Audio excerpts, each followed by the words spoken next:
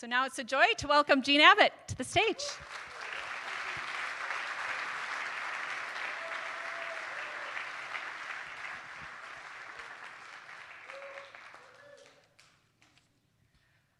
I never imagined that the most terrifying day of my life would involve picking out the most perfect outfit, cameras in my living room, and 3.3 million viewers watching me from the comfort of their own home. As I sat there waiting for the interview to start, my heart was just thumping. My palms were sweating. And I just was silently praying to God, why me? But Lord, I trust that you have put me in this situation because I have no doubt that by this story touching people from all over the world, I'm going to help at least just one person. And if I help one person, it will mean everything is worth it. So, what got me to the Today Show? For the first 3 decades of my life, I thought I had a form of cerebral palsy. It affected my arms and my legs. I was never able to play sports, had difficulty holding a pen to do my homework at night, and by the time I was 18, I was using a mobility scooter. But then, at the age of 33, I heard the words, "You've been misdiagnosed." And my life changed in an instant. I'm going to bring you back to that day that I found out I had been misdiagnosed. It was Good Friday, 2010. Wow is right. It was a time in my life, I was a young mom with 2 little girls. I had completely lost all of my mobility and depended on others for literally everything. And after I would put them to bed at night, I would contemplate if I should just put myself in a nursing home so they wouldn't have to take care of their mother. But I had an appointment with yet another neurologist on that Good Friday, 2010.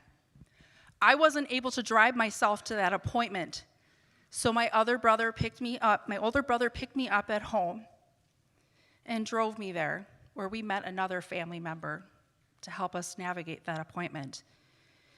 Even when we pulled up to the clinic, we both knew there was no way I was going to be able to walk into that office, even with his assistance. So he placed me in a wheelchair and wheeled me back for the appointment that would forever change my life. As we sat there, she wanted to see me walk, and I had this tight arm that was at my side, and my knees would knock, and I was bent over and on my tippy toes, and even then I still had to have the family member help me walk in the hall so she could see it. And then he mentioned, it's as though someone presses a reset button when Jean gets a good night of sleep, because then she can walk again. Her face lit up like a child on Christmas morning, and she started talking really fast. What if I told you that I don't think you have cerebral palsy, but you have dopa-responsive dystonia, and with the right medication, you'll be able to walk from point A to point B without even thinking about it? And then I watched her. It was like I was back in middle school being mocked by how my walk was. She walked across the room. She went from the Hunchback of Notre Dame to the newly crowned Miss America. And I thought she was crazy. Crazy, I tell you. And I wasn't going to fill the prescription. But my family member had this little nudge and said, "What do you have to lose? What do you have to lose?" So that night, as soon as I got home, I took the medication. We then went out to dinner with family. And I'm sitting there in the restaurant, and I was so exhausted from the appointment that day that I honestly didn't know if I would even be able to hold a fork to feed myself. And I remembered that at one point, once I was of legal age, a doctor had said, well, if you have a beer or a glass of wine, it can relax your muscles enough just so you can function. So that's what I did. Had some wine, dinner with the family. And when it was time to leave, a family member came over to my chair to help me up, to help me get out to the car because there's no way I could do it on my own. Only this time, when I went and took his hand, I stood with ease. And instead of him half carrying me out to the car, I walked alongside him. And all I am telling you is I thought that is the best glass of wine that I have ever had. Because there was no way it was this new medication. Absolutely no way. I was the biggest skeptic.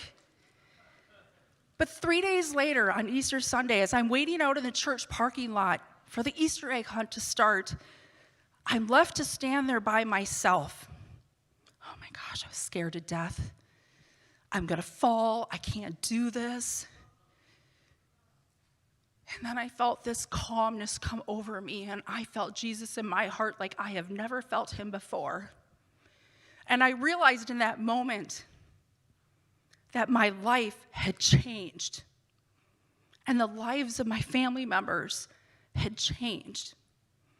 And if I was given an opportunity to try and do something that I physically could not have done before, I would try it no matter what. Unless, of course, I could die doing it. I was asked to go skydiving, and I said no.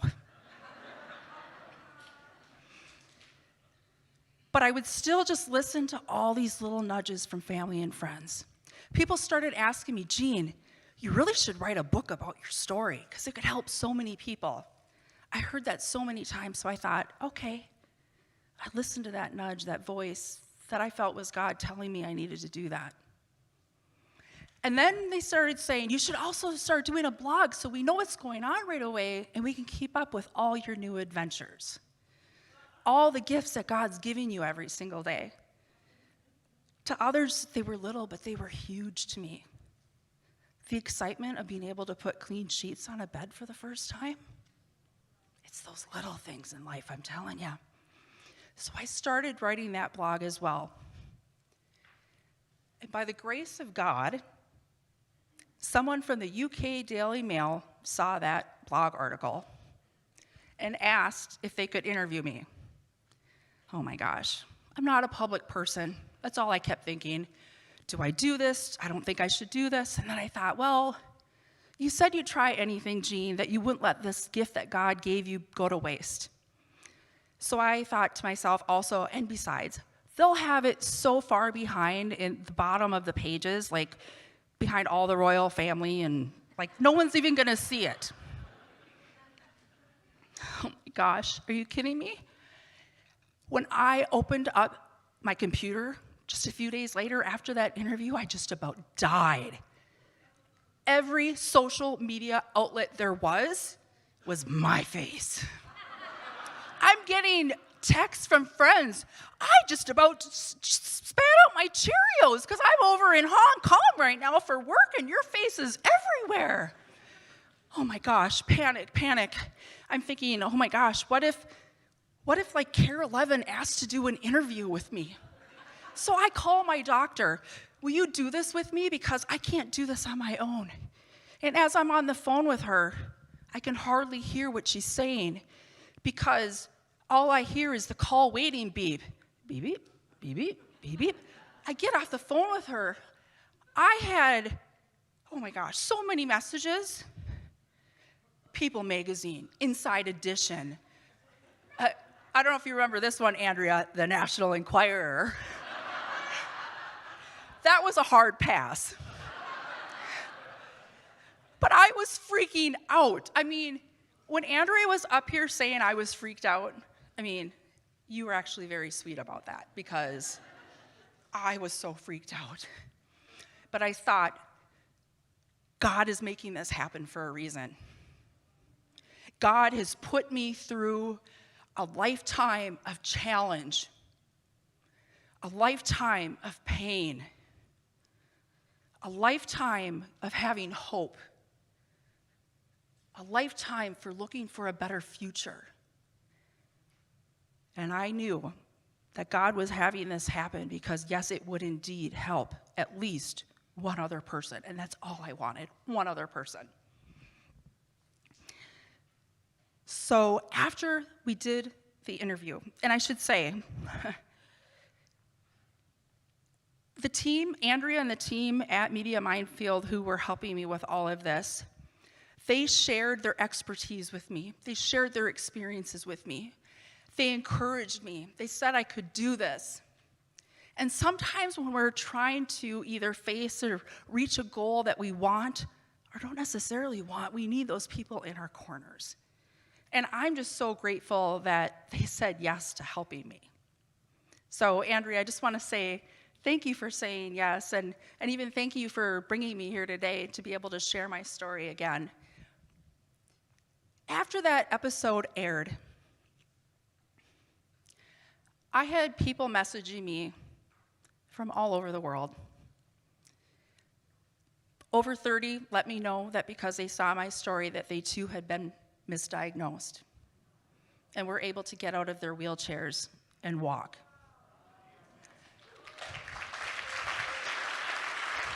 Thank you.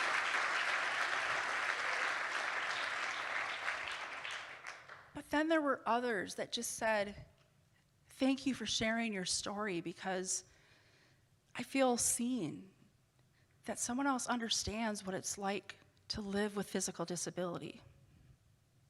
Or, thank you, your story has inspired me to appreciate the little things in life and to stop complaining about what other people would die to have. Or those dealing with really hard, challenging situations, whether physical or emotional, saying, your story has given me hope. Your story has given me hope. But even after all that, I thought, okay, that's it. That's the story. I'm good. I'm done. But little did I know that God had just begun working in my life. It took me months to regain my strength, and I would often ask, what now? And what else should I be doing? And I just keep answering yes, and realizing that even if I maybe don't have the abilities or the knowledge to do it, I know that God will equip me. He did when he sent me Andrea, and I felt like that whole team was a team of angels sent to me by God. So, this organization, this is my first time here, to be honest, and I'm already in love because I love the fact that you all come together with the common goal of wanting to help encourage one another in whatever those dreams may be.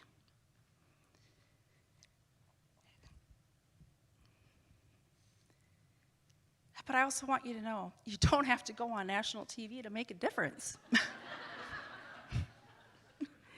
Because God has given each and every one of us a special, unique set of gifts.